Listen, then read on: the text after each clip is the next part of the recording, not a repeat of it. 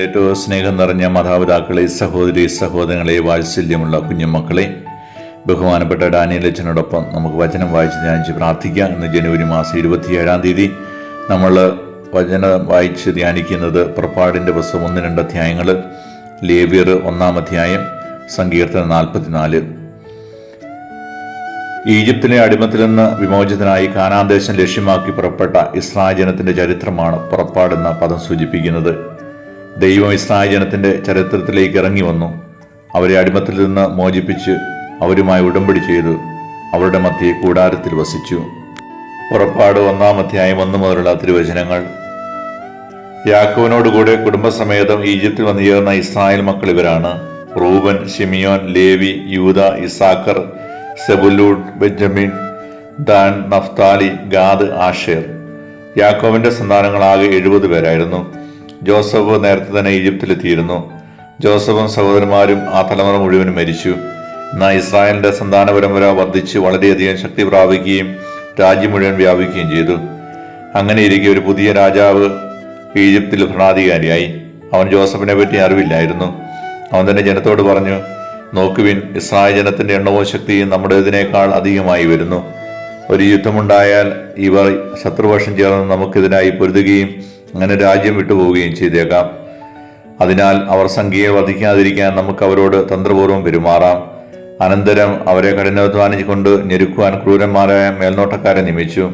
അങ്ങനെ ഇസ്രായേൽക്കാർ ഫറവോയ്ക്ക് വേണ്ടി പിത്തോം, റംസേസ് എന്നീ സംവരണ നഗരങ്ങൾ നിർമ്മിച്ചു. എന്നാൽ പീഡിപ്പിക്കും തോറും അവ വർദ്ധിക്കുകയും വ്യാപിപ്പിക്കുകയും ചെയ്തുകൊണ്ടിരുന്നു. ഈജിപ്തുകാർ ഇസ്രായേൽ മക്കളെ ഭയപ്പെട്ടു തുടങ്ങി. അവരെ കൊണ്ട് നിർദ്ദയം അടിമവേല ചെയ്യിപ്പിച്ചു. കുമ്മായവും ഇഷ്ടികയും കൊണ്ടുള്ള പണികളും വയലിലെ വേലകളും കഠിനാധ്വാനവും കൊണ്ട് അവരുടെ ജീവിതം ക്ലേശപൂർണ്ണമാക്കി. മർദ്ദനത്തിൻ കീഴിൽ അടിമവേല ചെയ്യാൻ ഇസ്രായേലിയർ നിർബന്ധിതരായി. ഈജിപ്ത് രാജാവ് ഷിഫ്ര, പൂവ എന്നു പേരായ 2 ഹെബ്രായ ശ്രുതി കർമ്മിണികളോട് പറഞ്ഞു: നിങ്ങൾ ഹെബ്രായ സ്ത്രീകൾക്ക് പ്രസവ ശുശ്രൂഷ നൽകുമ്പോൾ ശ്രദ്ധിക്കുവിൻ. പിറക്കുന്നത് ആൺകുട്ടിയെങ്കിൽ അവനെ വധിക്കണം, പെൺകുട്ടിയെങ്കിൽ ജീവിച്ചു കൊള്ളട്ടെ. എന്നാൽ ആ ശ്രുതി കർമ്മിണികൾ ദൈവഭയമുള്ളവരായിരുന്നതിനാൽ രാജാവ് പറഞ്ഞതുപോലെ ചെയ്തില്ല. അവർ ആൺകുട്ടികളെ ജീവിക്കാൻ അനുവദിച്ചു. ആകയാൽ രാജാവ് ശ്രുതി കർമ്മിണികളെ വിളിച്ചു ചോദിച്ചു: നിങ്ങൾ എന്തുകൊണ്ട് ഇങ്ങനെ ചെയ്തു? ആൺകുട്ടികളെ കൊല്ലാതെ വിട്ടത് എന്തുകൊണ്ട്? ശ്രുതി കർമ്മിണികൾ ഫറവോയോട് പറഞ്ഞു: ഹെബ്രായ സ്ത്രീകൾ ഈജിപ്തുകാരികളെ പോലെയല്ല. അവ പ്രസരിപ്പുള്ളവരാകിയാൽ ശ്രുതി കർമ്മിണികളെ ചെന്നെത്തു മുമ്പേ പ്രസവിച്ചു കഴിയും. ദൈവം ശ്രുതി കർമ്മിണികളോട് കൃപ കാണിച്ചു. ജനം വർദ്ധിച്ച് പ്രബലരായി തീർന്നു. ശ്രുതി കർമ്മിണികൾ ദൈവഭയമുള്ളവരായിരുന്നതുകൊണ്ട് അവിടുന്ന് അവർക്ക് സന്താന പരമ്പരകളെ പ്രദാനം ചെയ്തു. അപ്പോൾ ഫറവോ പ്രജകളോട് കൽപ്പിച്ചു: ഹെബ്രായർക്ക് ജനിക്കുന്ന ആൺകുട്ടികളെല്ലാം നൈൽ നദിയിൽ എറിഞ്ഞു കളയുവിൻ, പെൺകുട്ടികൾ ജീവിച്ചു കൊള്ളട്ടെ. 2-ാം അധ്യായം 1 മുതലുള്ള തിരുവചനങ്ങൾ. അക്കാലത്ത് ലേവി ഗോത്രത്തിൽപ്പെട്ട ഒരാൾ തന്നെ ഗോത്രത്തിൽപ്പെട്ട ഒരു സ്ത്രീയെ വിവാഹം ചെയ്തു. അവൾ ഗർഭം ധരിച്ചൊരു പുത്രനെ പ്രസവിച്ചു. ശിശു കോമളനായിരുന്നതിനാൽ അവൾ അവനെ 3 മാസം രഹസ്യമായി വളർത്തി. അവനെ തുടർന്ന് രഹസ്യത്തെ വളർത്തുക ദുഷ്കരമായി തീർന്നപ്പോൾ അവൾ ഞാങ്ങണ കൊണ്ട് നെയ്ത്ത് കളിമണ്ണും താറും പൂശി ഒരു പേടകത്തിൽ അവനെ കിടത്തി. നദീതീരത്തുള്ള ഞാങ്ങണ ചെടികളുടെ ഇടയിൽ പേടകം കൊണ്ട് ചെന്ന് വെച്ചു. അവൻ എന്ത് സംഭവിക്കുമെന്ന് ഊറ്റു നോക്കിക്കൊണ്ട് അവന്റെ സഹോദരി കുറെ അകലെ കാത്തു നിന്നു. അപ്പോൾ ഫറവോയുടെ പുത്രി വന്ന് കുളിക്കാൻ നദിയിലേക്ക് ഇറങ്ങി. അവിടെ തോഴിമാർ നദീതീരത്തിലൂടെ നടക്കുകയായിരുന്നു. രാജകുമാരി ഞാങ്ങണ ചെടികൾക്കിടയിൽ ആ പേടകം കണ്ടു. ഒരു ദാസിയെ അയച്ച് അവൾ അതെടുപ്പിച്ചു. തുറന്നു നോക്കിയപ്പോൾ അവൾ ശിശുവിനെ കണ്ടു. അവൻ കരയുകയായിരുന്നു. അവൾക്ക് അവനോട് അനുകമ്പ തോന്നി. ഇതൊരു ഹെബ്രായ ശിശുവാണെന്ന് അവൾ പറഞ്ഞു. അപ്പോൾ അവന്റെ സഹോദരി ഫറവോയുടെ പുത്രിയോട് ചോദിച്ചു: നിനക്ക് വേണ്ടി ഈ കുട്ടിയെ മുലയൂട്ടി വളർത്തുന്നതിന് ഒരു ഹെബ്രായ സ്ത്രീയെ ഞാൻ വിളിച്ചുകൊണ്ട് വരട്ടെയോ? ഫറവോയുടെ പുത്രി അവളോട് പറഞ്ഞു: അങ്ങനെയാവട്ടെ. അവൾ പോയി ശിശുവിന്റെ അമ്മയെ വിളിച്ചുകൊണ്ടുവന്നു. ഫറവോയുടെ പുത്രി അവളോട് പറഞ്ഞു: ഈ ശിശുവിനെ കൊണ്ടുപോയി എനിക്ക് വേണ്ടി മുലയൂട്ടി വളർത്തുക, ഞാൻ നിനക്ക് ശമ്പളം തന്നുകൊള്ളാം. അവൾ ശിശുവിനെ കൊണ്ടുപോയി വളർത്തി. ശിശു വളർന്നപ്പോൾ അവൾ അവനെ ഫറവോയുടെ പുത്രിയുടെ അടുക്കൽ കൊണ്ടുചെന്നു. അവൾ അവനെ പുത്രനായി സ്വീകരിച്ചു. ഞാൻ അവനെ വെള്ളത്തിൽ നിന്നെടുത്തു എന്ന് പറഞ്ഞുകൊണ്ട് അവൾ അവന് മോശ എന്ന് പേരിട്ടു. പ്രായപൂർത്തിയായതിനു ശേഷം മോശ ഒരിക്കൽ തന്റെ സഹോദരരെ സന്ദർശിക്കാൻ പോയി. അവൻ അവരുടെ കഠിനാധ്വാനം നേരിൽ കണ്ടു. തത്സമയം സ്വജനത്തിൽപ്പെട്ട ഒരു ഹെബ്രായനെ ഒരു ഈജിപ്തുകാരൻ പ്രഹരിക്കുന്നത് കണ്ടു. അവൻ ചുറ്റും നോക്കി. ആരുമില്ലെന്ന് കണ്ടപ്പോൾ ആ ഈജിപ്തുകാരനെ കൊന്ന് മണലിൽ മറവ് ചെയ്തു. അടുത്ത ദിവസം അവൻ ചുറ്റി സഞ്ചരിക്കുമ്പോൾ 2 ഹെബ്രായർ തമ്മിൽ ശണ്ട കൂടുന്നത് കണ്ടു. തെറ്റ് ചെയ്തവനോട് അവൻ ചോദിച്ചു: നീ എന്തിനാണ് കൂട്ടുകാരനെ അടിക്കുന്നത്? അപ്പോൾ അവൻ ചോദിച്ചു, ആരാണ് നിന്നെ ഞങ്ങളുടെ മേലധികാരിയും ന്യായാധിപനുമായി നിയമിച്ചത്? ഈജിപ്തുകാരനെ കൊന്നതുപോലെ എന്നെയും കൊല്ലാനാണോ നീ ഉദ്ദേശിക്കുന്നത്? മോശ ഭയപ്പെട്ടു. ആ സംഭവം പരസ്യമായെന്ന് അവൻ വിചാരിച്ചു. ഫറവോ ഇക്കാര്യം കേട്ടപ്പോൾ മോശയെ വധിക്കാൻ ഉദ്യമിച്ചു. പക്ഷേ മോശ ഫറവോയുടെ പിടിയിൽപ്പെടാതെ ഒളിച്ചോടി മിദിയാ നാട്ടിലെത്തി. അവിടെ ഒരു കിണറിന് സമീപമായിരുന്നു. മിദിയാനിലെ പുരോഹിതന് 7 പെൺമക്കളുണ്ടായിരുന്നു. അവർ പിതാവിന്റെ ആടുകൾക്ക് കുടിക്കാൻ തൊട്ടുകളിൽ വെള്ളം കോരി നിറച്ചു. അപ്പോൾ ചില ആട്ടിടയന്മാർ വന്ന് അവരെ ഓടിച്ചു. എന്നാൽ മോശ പെൺകുട്ടികളുടെ സഹായത്തിനെത്തുകയും അവരുടെ ആടുകൾക്ക് വെള്ളം കൊടുക്കുകയും ചെയ്തു. അവ പിതാവായ റെവുവേലിന്റെ അടുക്കൽ മടക്കി ചെന്നപ്പോൾ അവൻ ചോദിച്ചു, നിങ്ങൾ ഇന്ന് നേരത്തെ തിരിച്ചെത്തിയത് എങ്ങനെ? അവ പറഞ്ഞു, ഈജിപ്തുകാരനായ ഒരാൾ ഞങ്ങളെ ഇടയന്മാരിൽ നിന്ന് രക്ഷിച്ചു. അവൻ ഞങ്ങൾക്ക് വേണ്ടി വെള്ളം കോരി ആടുകൾക്ക് കുടിക്കുവാൻ കൊടുക്കുക പോലും ചെയ്തു. റെവുവേൽ ചോദിച്ചു, അവൻ എവിടെ? നിങ്ങൾ എന്തുകൊണ്ട് ആ മനുഷ്യനെ വിട്ടുവിട്ടിട്ട് പോന്നു? അവനെ ഭക്ഷണത്തിന് ക്ഷണിക്കുവിൻ. അങ്ങനെ മോശ അവനോടൊപ്പം താമസിക്കാൻ തീരുമാനിച്ചു. അവൻ തന്റെ മകൾ സിപ്പോറയെ മോശയ്ക്ക് ഭാര്യയായി കൊടുത്തു. അവൾ ഒരു പുത്രനെ പ്രസവിച്ചു. ഞാൻ പ്രവാസിയായി കഴിയുന്നു എന്ന് പറഞ്ഞ് മോശ അവന് ഗർഷോം എന്ന് പേരിട്ടു. കുറെ കാലം കഴിഞ്ഞ് ഈജിപ്തിലെ രാജാവ് മരിച്ചു. അടിമകളായി കഴിഞ്ഞിരുന്ന ഇസ്രായേൽ മക്കൾ നെടുവീർപ്പിട്ട് നിലവിളിച്ചു. അവരുടെ നിലവിളി ദൈവസന്നിധിയിലെത്തി. ദൈവം അവരുടെ ദീനരോധന ശ്രവിക്കുകയും അപരാഗത്തോട് ഇസ്ഹാക്കിന് യാക്കോബിനോട് ചെയ്ത ഉടമ്പടി ഓർമ്മിക്കുകയും ചെയ്തു. അവിടുന്ന് അവരെ കടാക്ഷിച്ചു. അവരുടെ ദയനീയ അവസ്ഥ ഗ്രഹിച്ചു. ലേവ്യർ 1-ാം അധ്യായം 1 മുതലുള്ള തിരുവചനങ്ങൾ.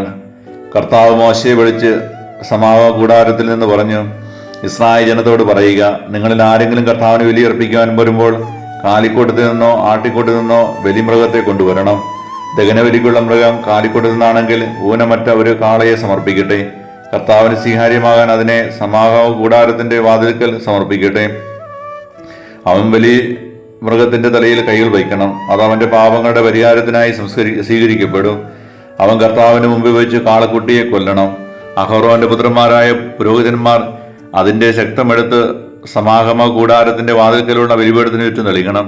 അതിനുശേഷം ബലിമൃഗത്തെ തോലിരിഞ്ഞ് കഷ്ണങ്ങളായി മുറിക്കണം. പുരോഹിതനായ അഹറോന്റെ പുത്രന്മാർ ബലിപീഠത്തിൽ തീ കൂട്ടി അതിന് മുകളിൽ വിറക് അടുക്കണം. അവ മൃഗത്തിന്റെ കഷ്ണങ്ങളും തലയും മേധസ്സും ബലിപീഠത്തിൽ തീക്ക് മുകളിലുള്ള വിറകിന് മീതെ അടുക്കി വയ്ക്കണം. എന്നാൽ അതിന്റെ അന്തർഭാഗങ്ങളും കാലുകളും വെള്ളത്തിൽ കഴുകണം. പുരോഹിതന് എല്ലാ ദഹനബലിയായി കർത്താവിന് പ്രീതികരമായ സൗരഭ്യമായി ബലിപീഠത്തിന്റെ അഗ്നിയിൽ ദഹിപ്പിക്കണം. ദഹനബലിക്കാനുള്ള കാഴ്ചമൃഗം ചെമ്മരിയാടോ കോലാടോ ആണെങ്കിൽ അത് ഊനമറ്റ മുട്ടാടായിരിക്കണം. ബലിപീഠത്തിന് വടക്കുവശത്ത് കർത്താവിന്റെ സന്നിധിയിൽ വെച്ച് അതിനെ കൊല്ലണം. അതിന്റെ രക്തം അഹ്റോന്റെ പുത്രന്മാരായ പുരോഹിതന്മാർ ബലിപീഠത്തിന് ചുറ്റും തെളിക്കണം. അതിനെ തലയും മേധസ്സും ഉൾപ്പെടെ കഷ്ണങ്ങളായി മുറിക്കണം. പുരോഹിതന്മാർ അവ ബലിപീഠത്തിൽ തീക്ക് മുകളിലുള്ള വിറകിന്മേൽ അടുക്കി വയ്ക്കണം. എന്നാൽ അതിന്റെ അന്തർഭാഗങ്ങളും കാലുകളും വെള്ളം കൊണ്ട് കഴുകണം. പുരോഹിതൻ അത് മുഴുവൻ ബലിപീഠത്തിൽ വെച്ച് ദഹിപ്പിക്കണം. അതൊരു ദഹനബലിയാണ്. അഗ്നിയിലുള്ള ബലിയും കർത്താവിന് പ്രീതികരമായ സൗരഭ്യവും. ദഹനബലിയായ പക്ഷിയെയാണ് അർപ്പിക്കുന്നതെങ്കിൽ അത് ചെങ്ങാലിയോ പ്രാവിൻകുഞ്ഞോ ആയിരിക്കണം. പുരോഹിതൻ അതിനെ ബലിപീഠത്തിൽ കൊണ്ടുവന്ന് കഴുത്ത് പിരിച്ച് മുറിച്ച് ബലിപീഠത്തിൽ വെച്ച് ദഹിപ്പിക്കണം. രക്തം ബലിപീഠത്തിന്റെ പാർശ്വത്തിൽ ഒഴുക്കി കളയണം. അതിന്റെ ആമാശയവും തൂവലുകളും ബലിപീഠത്തിന്റെ കിഴക്ക് വശത്ത് ചാരം ശേഖരിക്കുന്ന സ്ഥലത്തിടണം. അതിനെ ചെറുകളിൽ പിടിച്ച് വലിച്ചു കീറണം. എന്നാൽ രണ്ടായി വേർപെടുത്തരുത്. പുരോഹിതൻ അതിനെ ബലിപീഠത്തിൽ തീയുടെ മുകളിലുള്ള വിറകിന് മീതെ വെച്ച് ദഹിപ്പിക്കണം. അതൊരു ദഹനബലിയാണ്. അഗ്നിയിലുള്ള ബലിയും കർത്താവിന് പ്രീതികരമായ സൗരഭ്യവും. സങ്കീർത്തനം 44:1 മുതലുള്ള തിരുവചനങ്ങൾ. ദൈവമേ, പൂർവ്വകാലങ്ങളിൽ ഞങ്ങളുടെ പിതാക്കന്മാർക്ക് വേണ്ടി അങ്ങ് ചെയ്ത പ്രവൃത്തികൾ അവർ ഞങ്ങൾക്ക് വിവരിച്ചു തന്നിട്ടുണ്ട്. അത് ഞങ്ങൾ കേട്ടിട്ടുമുണ്ട്. അവരെ നട്ടുപിടിപ്പിക്കാൻ അവിടുന്ന് സ്വന്തം കരത്താൽ ജനതകളെ പുറത്താക്കി. അവർക്ക് ഇട നൽകാൻ അവിടുന്ന് രാജ്യങ്ങളെ പീഡിപ്പിച്ചു. വാളുകൊണ്ടല്ല അവർ നാട് പിടിച്ചടക്കിയത്, കരബലം കൊണ്ടല്ല അവർ വിജയം വരിച്ചത്. അവിടുത്തെ വലത്ത് കൈയും ഭുജവും മുഖപ്രകാശം കൊണ്ടത്രേ. അങ്ങ് അവരിൽ പ്രസാദിച്ചു. അവിടുന്നാണ് എൻ്റെ രാജാവും ദൈവവും. അവിടുന്നാണ് യാക്കോബിന് വിജയങ്ങൾ നൽകുന്നത്. അങ്ങയുടെ സഹായത്താൽ ശത്രുക്കളെ ഞങ്ങൾ തള്ളി വീഴ്ത്തുന്നു. ഞങ്ങളെ ആക്രമിക്കുന്നവരെ ഞങ്ങൾ അങ്ങയുടെ നാം വിളിച്ച് ചവിട്ടി മെതിക്കുന്നു. വില്ലിലല്ല ഞാൻ ശരണം വെച്ചത്, വാളിന് എന്നെ രക്ഷിക്കാൻ കഴിയുകയുമില്ല. എന്നാൽ അവിടുന്ന് ഞങ്ങളെ ശത്രുക്കളിൽ നിന്ന് രക്ഷിച്ചു. ഞങ്ങളെ വെറുക്കുന്നവരെ സംഭ്രമിപ്പിച്ചു. ഞങ്ങൾ ദൈവത്തിനെതിരെ അപമാനം കൊണ്ടു. അങ്ങയുടെ നാമത്തിന് ഞങ്ങൾ ഇന്നും നന്ദി പറയും. എന്നിട്ടും അവിടുന്ന് ഞങ്ങളെ തള്ളിക്കളയുകയും അവമാനത്തിൽ ആഴ്ത്തുകയും ചെയ്തു. ഞങ്ങളുടെ സൈന്യങ്ങളോടൊപ്പം വന്നതുമില്ല. ശത്രുവിന്റെ മുമ്പിൽ തോറ്റോടാൻ അവിടുന്ന് ഞങ്ങൾക്കിടവരുത്തി. അവർ ഞങ്ങളെ കൊള്ളയടിച്ചു.